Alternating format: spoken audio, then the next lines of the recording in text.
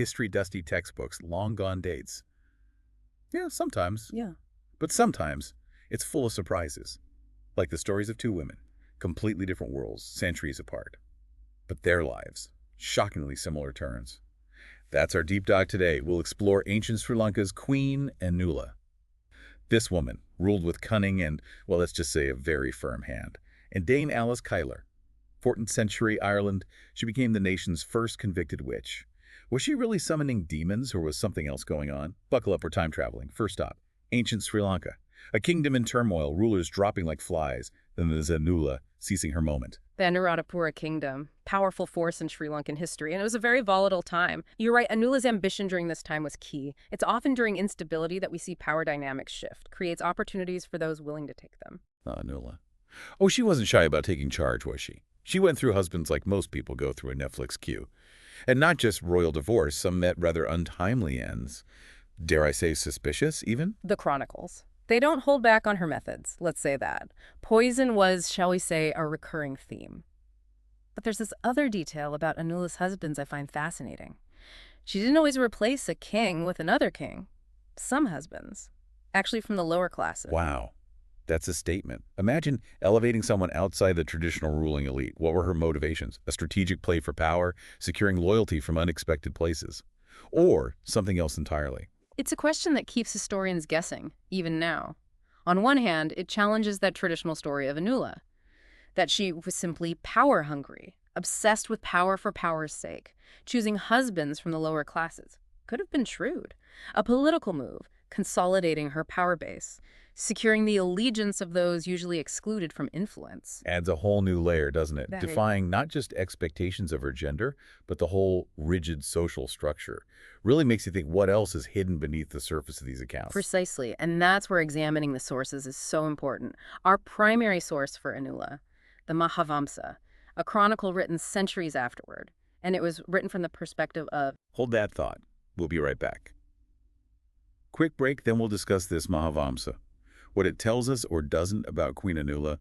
Don't go anywhere. And we're back.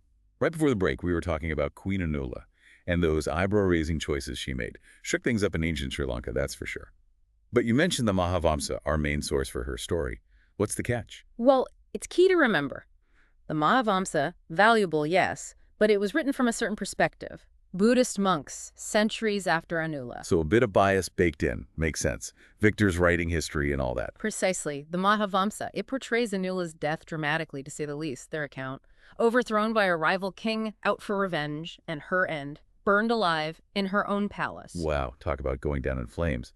Though, I suppose that's a tad insensitive considering... Indeed. The point is the language used to describe her reign, the emphasis on poisonings, that almost theatrical depiction of her downfall. We have to view it all through a lens. Who was writing this story? What message were they sending? So how do we approach a figure like Anula then? Is it impossible to separate fact from fiction? Not at all. We can look for subtle clues, details that might paint a more nuanced picture. For instance, she chose some husbands from the lower classes, remember? That challenges this simple image of her, just a power-hungry tyrant. It hints at political savviness, defying convention to achieve her goals. A reminder that history is rarely black and white, more like shades of gray. Complexities we miss if we only focus on the most sensational parts. Absolutely. And this leads us to another woman who challenged the norm, faced serious consequences. Dame Alice Cuyler. Centuries after Anula ruled Sri Lanka, Alice was caught in a web. And this web, terrifying in any era, witchcraft. From powerful queen to accused witch, fascinating jump. But there's that common thread, isn't there? Women defying expectations and facing the backlash. Tell us about Alice's world. What was it like for a woman in her position, 14th century Ireland? Imagine a world. The church holds immense power. Whispers of heresy, witchcraft, imprisonment, death even. This was Alice's reality. And she wasn't some peasant girl, right? We're talking wealthy, prominent. You got it, Alice. A wealthy widow.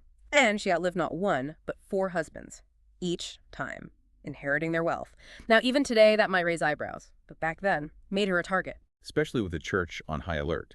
Any hint of anything ungodly. I can only imagine how fast suspicion became accusations. Good point. The church, under Pope John XXII especially, actively sought out and prosecuted anyone accused of witchcraft. An accusation wasn't gossip, it was life or death. So what were the charges against Alice? What kind of witchcraft are we talking about here? They ran the gamut. And, frankly, outlandish. Denying Christ's power, sacrificing animals, love potions, even having a demonic lover. A demonic lover. Now that's a story for the ages. Indeed. But remember, these accusations, especially the wildest ones, we have to understand them in context. Meaning they might have been fueled by something else, not just a genuine belief in demons and witchcraft. Exactly. So let's unpack these accusations against Alice. What were the motivations? What's the truth? Or as much as we can know after all these centuries. So we've got this wealthy widow, outliving husbands, inheriting fortunes, maybe ruffling a few feathers along the way. Not hard to see how that makes her a target, right? Especially back then. The church, cracking down on anything heretical. But a demonic lover. Seems like a whole other level. It does, doesn't it? And it's these outlandish accusations right there. That's where we see it. How personal vendettas, those societal anxieties, they get all mixed up. Remember, witchcraft accusations weren't just about religion. They were about control. Women who defied those roles, they became targets. So was Alice really a witch? Like dabbling in the dark arts? Yeah. Or was she a victim? A woman targeted because she was wealthy, independent, maybe a little too good at defying what was expected of her? That's the million-dollar question, isn't it? And the problem is, these historical accounts, often shrouded in bias agendas, it's not always easy to get a straight answer. Like, take the evidence against her. One item, a pipe of ointment, found in her room. Now, on the surface. Yeah, on the surface, not a big deal. But knowing the time period, how they twisted things, I bet that ointment had a much juicier interpretation. Oh, absolutely. We can't say for sure what it was, of course, but some scholars, they think it might have been something a lot less nefarious. Maybe even deeply personal, you could say. Okay, now you've got to tell me more. What are they suggesting? Let's just say some historians believe that pipe of ointment might have been an early, what we might call today, a sex toy. Whoa. Okay, that's a twist I wasn't expecting. So, not witchcraft, but something to make her look immoral. A woman defying not just societal norms, but what a good widow was supposed to act like. Exactly. They were trying to control her story, to fit their agenda. It makes you question everything, doesn't it? So what happened to Alice in the end? Did she suffer the same fate as so many other women accused of witchcraft? And here's where it takes another turn. Alice, resourceful as ever, she escaped. Some say England. Lived out her days in secret. Others vanished. Only whispers and rumors left behind. Talk about an exit. Sounds like she was determined to write her own ending no matter what. But what about Petronilla? Her servant. Didn't sound like she was so lucky. Sadly, no, Petronilla. She became the scapegoat, tortured, confessed to witchcraft. Though how much of that was forced?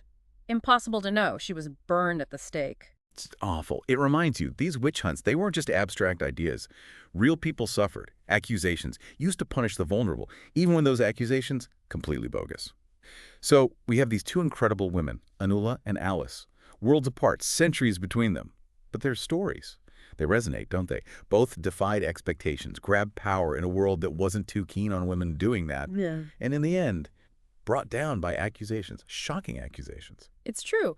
Their stories are unique, but there's a pattern there through history, a cautionary tale. Narratives, they can be twisted. Those in power, they shape the stories we tell about the past. We have to look deeper, question those truths, search for those voices that were silenced. Still relevant today, isn't it?